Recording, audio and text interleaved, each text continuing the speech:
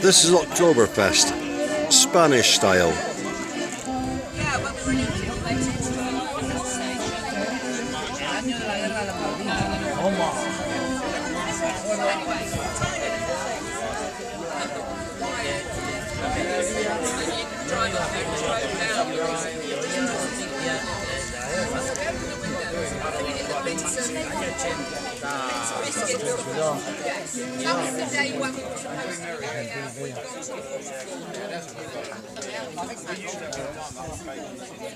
It's only just started, and the German food, bratwurst and all those sort of Germany foodie things will be served later on.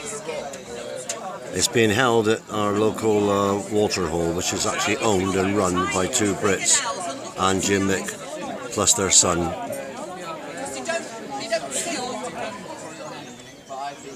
His name's Brody. I'll take you a walk inside because it's actually a bar extension on the outside, but inside it's a cave.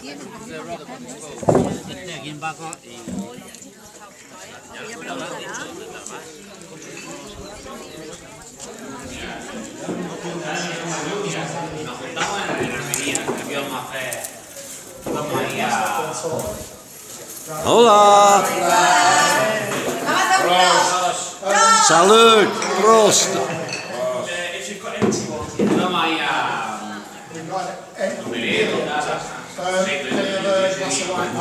Now, this is the extension part, which is very similar to the cave houses in Spain, which this area of Andalucia is very, very famous for.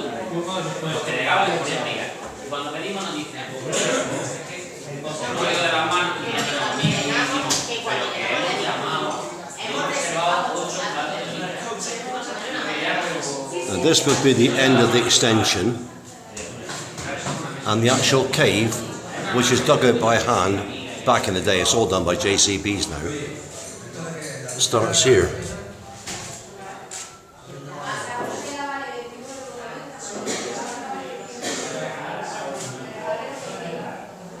As you can see, that's the cave roof.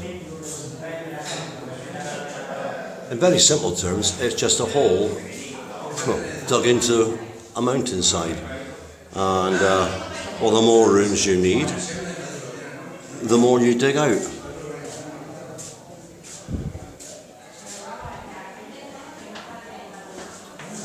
This is what cave house is like.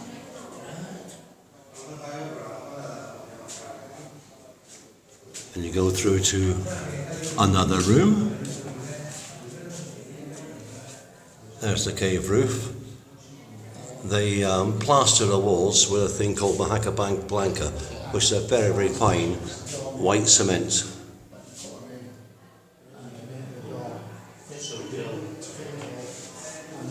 Now, this is just breeze blocks. Then you Mahaca Blanca, and what you're left with the seats, and obviously a bolt table. There's the next dividing wall.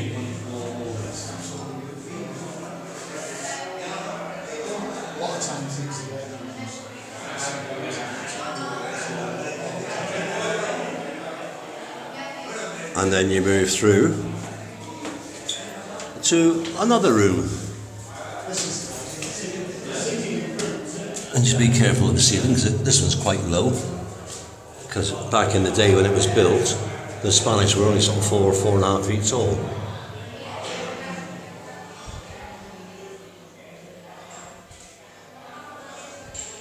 But to give you an idea of the height of it, there's a typical dining room chair, and there's a ceiling starting above it.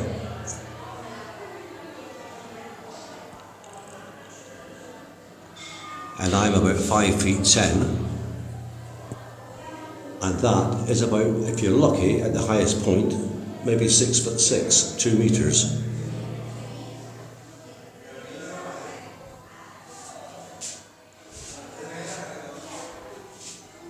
And there you go, another chair. And there's the top of the chair and the start of the ceiling. So I'll walk you back through. Just duck my head to make sure I don't bash it.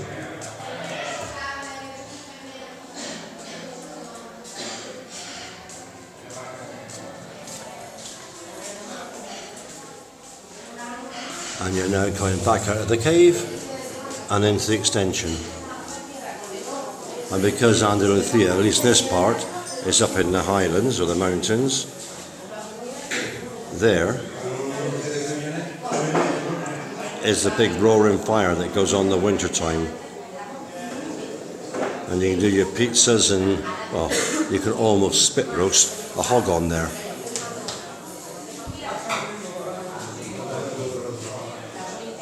Okay, I'll put you on pause now so I can have another drink of my German beer.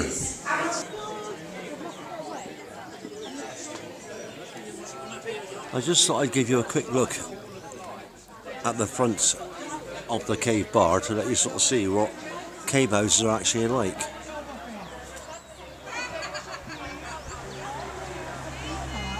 That's one that's actually being built now. The breeze block, you can see that's the extension, but next door that's an original cave with no extension, and you can sort of see they literally just dig holes into the mountainside and they build as many rooms as they require. If the family gets bigger, so they just dig out more rooms.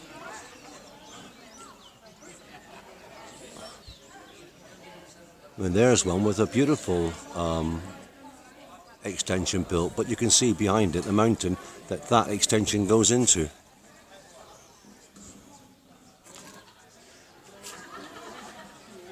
There's some more there. And as it goes up the mountain, so they'll build more caves into it. So often the floor of one cave is the ceiling of the cave down below. Now that is 1, 2, 3 stories high, but if you look, you could just about see the earth that the cave itself goes into. Now that could go back 20, 30, 40 metres. Some of the caves out here can have 20, 30 and 40 rooms in it. Guadix, which is about 25 kilometres away, is what they locally call the cave capital of Spain. It's even got fancy hotels that are cave hotels, believe it or not. I've never been in one, but I believe that you can pay a fair bit of money to stay overnight. The beauty of the caves are they neither get hot nor cold. The average temperature is between 18 and 22 degrees. 22 is cold or cool in the summer, and obviously 22 is warm in the winter. So I suppose it's in many ways the perfect solution to your eating bills. Anyway, I'll put you on hold again now, and I'll carry on when the food starts to get served. German chicken and pretzels, specially made, and that's some sort of I think it's potato with various bits and bobs that are supposedly authentic German, because the chef, who's also playing the accordion, that's Brigitte there. She's been up virtually since midday yesterday, most of the night, organising and cooking most of this stuff. So I'll put you on hold again, and I'll let you know what it's like afterwards. There's always one.